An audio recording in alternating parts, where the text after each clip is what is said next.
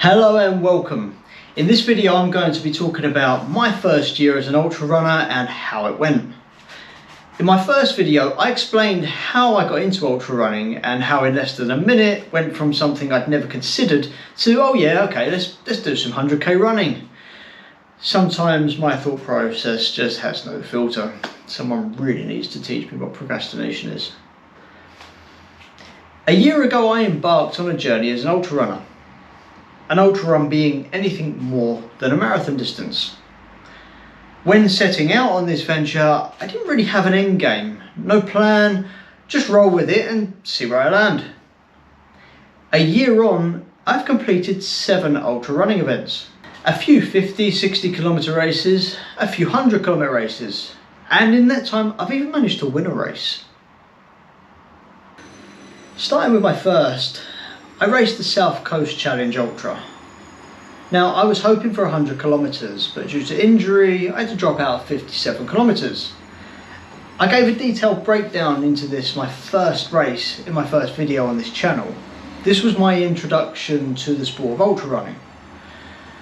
After that race I took some time to recover, and after a few months of recovery, getting the miles in, I had decided it was time to sign up for my second ultra.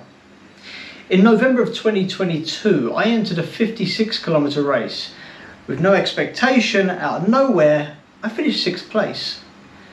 Now, going home with sore legs but a big smile on my face, I decided not to hang about and look into booking the next one as soon as possible. Now, I found another one 7 days later, so why not? 7 days later, I showed up at the starting line of a 53-kilometre ultra race. My wife and children in tow, of course my #1 support team. I set off for another ultra. And this time I came in 3rd. I couldn't believe it. I mean, I was astounded that I'd managed to rank like this as a new runner. Like, completely new runner. As in, I'd done no running. I was new. Feeling I was on a roll, I started to take it a little bit more seriously. I upped the training and I started looking for other races. A few weeks later I was taking a run on my local trails. Coming downhill, I rolled my ankle, and with a loud pop that I could hear through my headphones, followed by a scream from myself, I realised that I might be out of running for a little while. I'd rolled my ankle and quite a nasty tear. Anyway, after the swelling went down and I was able to have a go again, it was the end of December. So I started returning to a form of light running. I had virtually a homemade plaster cast lodged into my running shoe. I managed to get my running back. Whilst my ankle was still volatile, at the end of January I decided that it was time to book another ultra. Now this was a much tougher course than I'd ever done before. But I still managed to come in 8th place. A few months went by. I continued to progress my training, building a more strategized training routine with the help from fellow YouTuber Sean at Run Lift. This time I learned a lot more about my running and also what I've been doing wrong. At the end of March 2023, I booked another race. This race would become my first ever win. In a race with around 100 plus competitors, I managed to get a 58-kilometre run in 6 hours. I just want to clarify, I'm under no illusion that this result puts me in the Ultra Running Hall of Fame, if there is such a thing. I'm fully aware that in the elite categories I don't stand a chance. The titans of the sport, they can rest easy.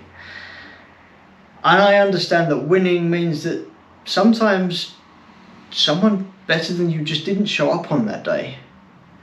But what this did mark for me was progress. That in 9 months I'd gone from non-runner to someone who was able to win an ultra race. Oh, and also, my old groin injury was back. In short, the following few months were spent in some mix of recovery and training. But basically, I got to the start of the Isle of Wight 106-kilometre ultra race. My groin injury insisted on staying with me. I'd been here before, but this time I was determined it would not stop me from finishing. I was fully aware of how debilitating my injury could be. And this race was, and still is today, the hardest thing I've ever done in my life. My injury started to bother me around the 50-kilometre mark, but thankfully it wouldn't get any worse from there. Just uncomfortable. On the other leg, however, a brand new pain arose. My hip flexor started to cause me considerable pain. It was probably the rest of the race, from around the halfway point. I did put this down to overcompensation on my groin injury. As I got through the 70k mark, 80k mark, things started to really get tough. A mixture of tiredness, pain, fatigue. I was getting a very warm welcome to the pain cave for the first time in my life. As I got into the last 15 kilometres, the best way I can describe it is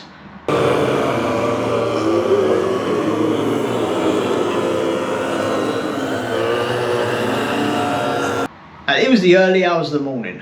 I was freezing too. It started to get very cold. I had a jumper in my pack, but I was too tired to even take it off and pull the jumper out. Running was now something that I used to do. In fact, I wasn't even walking anymore. It was some sort of grandpa shuffle. Feet sliding along the floor. Any communication from me was slurred, grumble, groans. It wouldn't have looked too far out of place in a horror movie. I was like that for probably the last 15 kilometres. When I finally got to the last kilometre signpost, I was elated. It woke me up a bit. I knew the end was close, but then I found something out that I'm sure so many other runners can relate to. The last kilometre, it felt like 20. Shuffling across the finish line, grabbing my picture, waddling to the car, and promptly throwing up. My wife and I went back to our hotel room. I'd completed a 106-kilometre race around the Isle of Wight and finished in 78th place. Only my watch did say I'd done 112 when I noticed on the map that I'd made a few excursions along the way. Now, my body was in a bad way. It was throbbing, every inch of my body was throbbing. I'd never experienced anything like it. My body had spent everything it had and I was still asking it for more. A good week's rest was exactly what I needed. But I wasn't going to get that, was I? You see, we got home, unpacked, repacked, and the very next day flew straight off to Mike's gym in Marbella. 2 days after running the whole island of Isle of Wight, I was climbing up the mountain of La Concha in Spain, amongst many other savage workouts. It was a great week all in all, but very uncomfortable the whole time. Back home a week later, then I was able to start recovering. This time my injuries started to ease up a lot quicker than previous, and I was able to get back into training in time to prepare for my next race, which this time was in the Peak District, and it was another 100-kilometre race. Come race day, I was feeling okay. No injuries. I was very cautious of not aggravating anything, but this turned out to be a much more comfortable run for me. Even though it was a bigger incline than previous races, I felt my condition and preparation were better. My mind was in a better place. And barring the hour-long torrential downpour that took place in the race, it actually went quite well, and on a 100-kilometre run I managed to get a 22nd place finish. What was a better bonus still was that I was uninjured. This was big because this meant that I could go home and continue my training to build towards my next race, which at the time of filming this, it's next week. So in summary, my first year I was able to go from non-runner to competitive ultra runner in 7 races, and I'm about to get my 8th race in, which will mark a year from when I started. Now, there's nothing special about me. I am your average guy, and as I said, I'm no spring chicken. I'm 40 years old. I'm not rocking the world of ultra running, and I probably never will, but I'm having fun and I'm evolving as a person. YouTuber Mark Lewis puts it best: above average, it's not a bad place to be.